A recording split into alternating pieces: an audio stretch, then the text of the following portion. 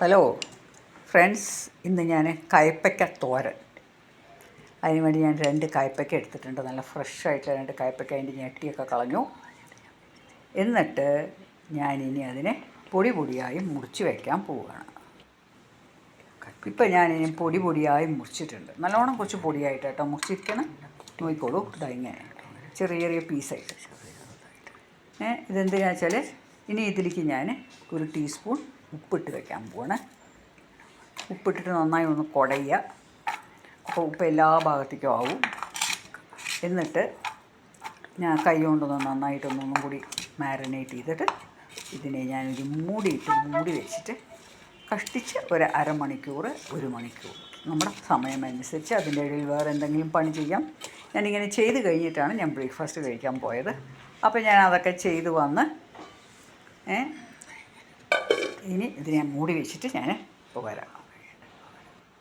കയ്പ്പയ്ക്ക ഞാൻ ഉപ്പിട്ട് വെച്ചിട്ടുണ്ടായിരുന്നതിന് ഇപ്പോൾ 1 മണിക്കൂർ കഴിഞ്ഞു. ഒരു മണിക്കൂർ അരമണിക്കൂറായാലും മതി കേട്ടോ. ഒന്ന് നല്ലോണം പിഴിഞ്ഞെടുത്തിട്ട് അതിനെ കഴുകുക. ഒരു 3-4 പ്രാവശ്യം കഴുകുള്ളൂ, അതിൻ്റെ ഉപ്പൊക്കെ പോട്ടെ. അങ്ങനെ കഴുകിയ ശേഷം പെടുത്തിരിക്കുകയാണ് ഞാനിത്.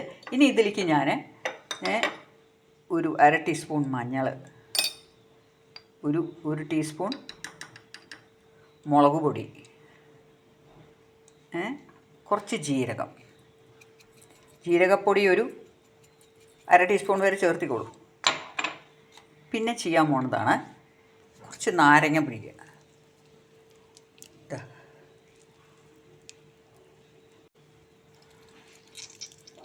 കുറച്ച് നാരങ്ങ നീര് പിഴിയുക. എന്നിട്ട് ഇതിനെ നന്നായിട്ടൊന്ന് മിക്സ് ചെയ്ത് വയ്ക്കുക കൈ കൊണ്ട്. ഇപ്പം ഞാൻ ഉപ്പൊന്നും ഇട്ടിട്ടില്ല. നന്നായിട്ടൊന്ന് ഇങ്ങനെ തിരുമ്മി വെച്ചിട്ട് ഇനി അടുത്തത് ചെയ്യാം. ഇപ്പം ഞാൻ പാൻ വെച്ചിട്ട് 1 ടേബിൾ സ്പൂൺ എണ്ണ ഒഴിച്ചിട്ടുണ്ട്. എന്ത് എണ്ണ വേണമെങ്കിൽ ഒഴിക്കാം. ഞാനിത് റൈസ് ബ്രാൻ ഓയിലാണ് ഉപയോഗിച്ചിരിക്കുന്നത്. കുറച്ച് കടുക് ഇട്ടു. എന്നിട്ട് കറിവേപ്പില ഇട്ടു. എന്നിട്ട് അടുത്തേക്ക് തന്നെ കാണിക്കൂ.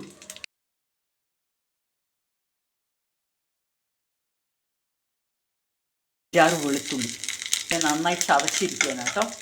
ഞാനിതൊന്ന് ചതച്ചു. നല്ല മണം വരും. ഇനി ചെയ്യണത് എന്താ അറിയോ, നല്ല മണം വരുന്നുണ്ട്. കരിവേപ്പിൻ്റെ ഇലയുടെയും വെളുത്തുള്ളിയുടെയും നല്ലൊരു മണം വരും. ആ സമയത്ത് ഞാൻ ഒരു ഉള്ളി, മീഡിയം സൈസ് ഉള്ളി, വലിയ ഉള്ളിയാണ്, കുഞ്ഞു ഉള്ളിയല്ല, ഇതിനെ ഞാൻ ഇട്ടിട്ടൊന്ന് സോട്ട് ചെയ്യാം.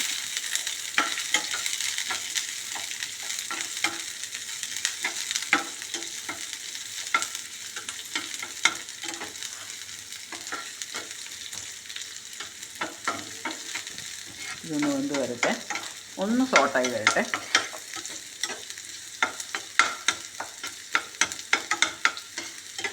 ഈ സമയത്ത് ഇത് നന്നായി ഒന്ന് വഴന്ന് വരുമ്പോൾ നല്ലോണം സോഫ്റ്റ് ആവണം കേട്ടോ. അത് കഴിഞ്ഞ് മൊരിയണം എന്നൊന്നുമില്ല, ബ്രൗൺ കളർ ആവണമെന്നൊന്നുമില്ല, നന്നായി ഒന്ന് സോഫ്റ്റ് ആയാൽ മതി. ആ സമയത്ത് ഞാൻ ഈ മാറിനേറ്റ് ചെയ്ത് വെച്ച കയ്പ്പയ്ക്ക, ഇതിൻ്റെ വെള്ളമൊക്കെ നന്നായി പോയിട്ടാണ് ഞാൻ മുളക് പൊടിയും മഞ്ഞൾപ്പൊടിയൊക്കെ തിരുമ്പിയിരിക്കണം. ഇനി ഇതിനെ നന്നായി ഒന്ന്, ഇപ്പം ഞാൻ കുറച്ച് ഉപ്പ് ആഡ് ചെയ്യുന്നുണ്ട്. ഇതിലത്തെ ഉപ്പൊക്കെ ഞാൻ കഴുകിയെടുത്തതാണ്, അതുകൊണ്ട് ഉപ്പിടാണ്ട് വഴിയില്ല. അപ്പോൾ ലേശം ഒരു 1/2 ടീസ്പൂൺ ഉപ്പിടുന്നുണ്ട്. ഇനി ഇതിനെ ഞാനൊന്ന് അടച്ച് വയ്ക്കാൻ പോകണം. അടച്ച് വെച്ച് ഇനി വേവണമല്ലോ, വെന്തിട്ടില്ല. അപ്പോൾ ഇതിനൊന്ന് ഇങ്ങനെ അടച്ച് വെച്ചിട്ട് ഒരു ഇടയ്ക്കിടയ്ക്കൊന്ന് ഇളക്കി കൊടുക്കുക.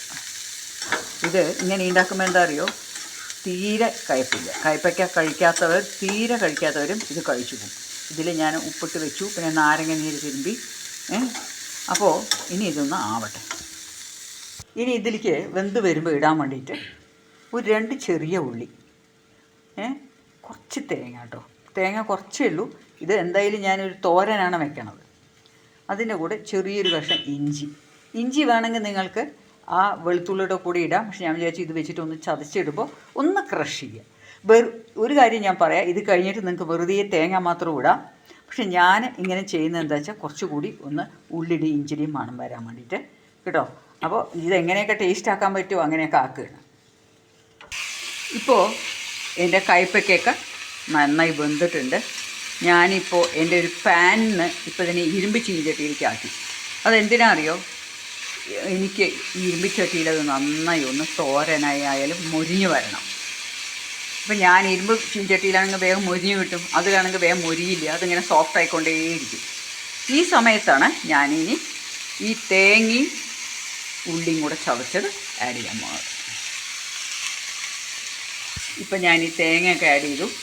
തേങ്ങ എന്ന് പറയുമ്പോൾ നമുക്ക് തോന്നുന്നുണ്ടാവും പാലക്കാട് സ്ലാങ്, നാളികേരം രണ്ടും പറയാറുണ്ട്. പക്ഷെ നമ്മളെങ്ങനെയാണ് എപ്പോഴും സംസാരിച്ച് വരുന്നത്, അത് അങ്ങനെയാണല്ലോ വരിക. ഉള്ളി എന്ന് പറയും, ചെറിയ ഉള്ളി എന്ന് പറയും, വെങ്കായം എന്ന് പറയും. അപ്പോൾ ജസ്റ്റ് അത് പാലക്കാട് സ്ലാങ് തന്നെ ആവാനേ വഴിയുള്ളൂ കേട്ടോ. അപ്പോൾ ഞാൻ ഈ തേങ്ങയൊക്കെ ആഡ് ചെയ്തിട്ട് ഞാനിപ്പോൾ എന്താ ചെയ്യാൻ പോകണമെന്നറിയോ, ഇക്കടന്നൊന്ന് മൊരിയട്ടെ. ഇതൊന്ന് മൊരിഞ്ഞാൽ നല്ല ടേസ്റ്റായിരിക്കും. എന്താ വെച്ചാൽ ഇവിടെ ഇരിക്കുന്ന ആൾക്കാർക്ക് വീട്ടിൽ കയ്പ്പയ്ക്കോട് വലിയ ഇഷ്ടമില്ലാത്തതുകൊണ്ട് ഞാനതിനെ എങ്ങനെയെങ്കിലുമൊക്കെ ടേസ്റ്റ് ആക്കണമെന്ന് വിചാരിച്ചിരിക്കുകയാണ്. ഇപ്പോൾ ഫ്രണ്ട്സ്, എൻ്റെ കയ്പ്പയ്ക്ക തോരൻ റെഡിയായി. നന്നായി ഇരുമ്പ് ചീഞ്ചട്ടിയിലായതുകൊണ്ട് നന്നായി മൊരിഞ്ഞു വന്നു. ഇപ്പം ഞാനിനി ഇതിനെ ഓഫ് ചെയ്തിട്ട് എൻ്റെ പാനിലേക്ക് ആക്കട്ടെ കേട്ടോ.